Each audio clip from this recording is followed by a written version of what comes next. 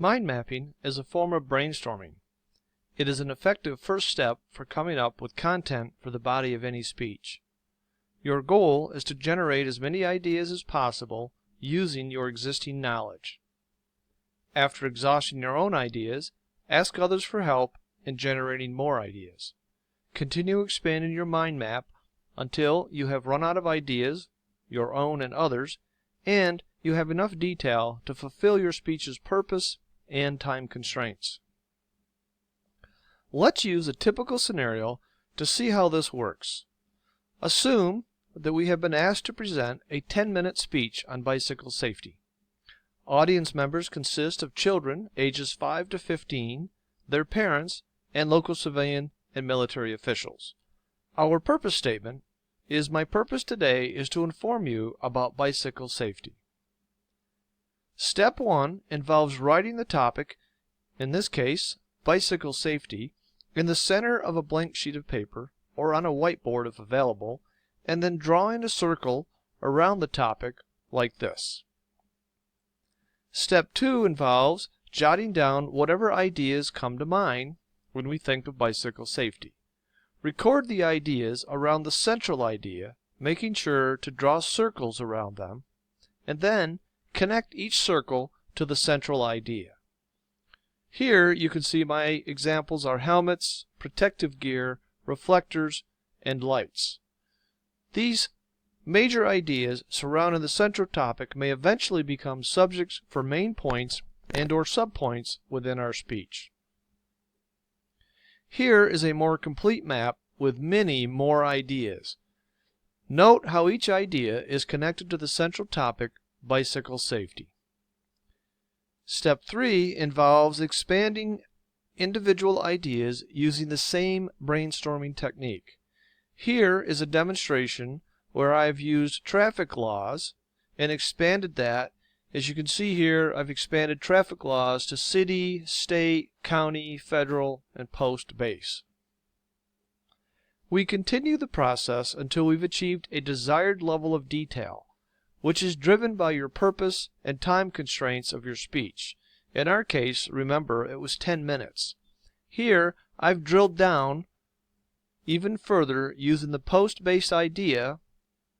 As you can see, shopping areas, off-limits, military training areas, and so forth. Step 5 involves looking at your mind map holistically for the purpose of determining major categories. This means looking at your entire map and then grouping like ideas together to form major categories. Here is what I've come up with. You may see different categories and/or more or less categories, and that is okay and expected. A mind map is an individual creation, so it will be and should be different for each individual. Step 6 is the first step toward creating your draft outline. You continue to take ideas from your map and place them under major categories. Along the way, you'll also create subcategories and subcategories to enhance and/or expand your outline. Here is what my outline looks like so far. My major categories are protection, training, and statistics. As you can see, my subcategories are personal gear, equipment, and maintenance. And each of these also have subcategories such as helmets, lights, and reflectors. I used the same process for training and statistics categories. Now note that so far I have only used information from my initial map. I can continue to expand my outline even more by using ideas from my previous brainstorming exercise. But, as I said earlier, the amount of detail depends on your time constraint. Step 7 is really a continuation of Step 6.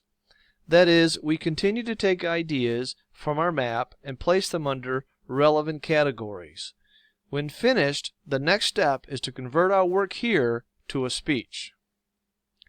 Step 8 involves using labels from a speech outline. For example, MP1, which stands for Main Point 1, or SP1, which stands for Sub Point 1, and SSP1, which stands for Sub sub point 1. The last step, step 9, involves composing a full speech. I've only shown main point 1 here to give you a visual representation of what an entire main point would look like. Note that I've written out every word I intend to say in the speech. However, this doesn't mean that I will end up using every single word.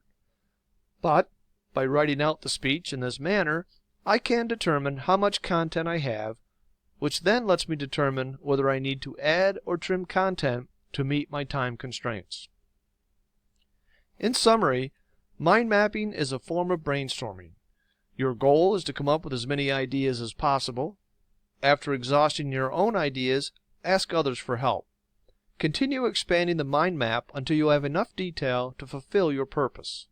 Then, determine major categories and subcategories.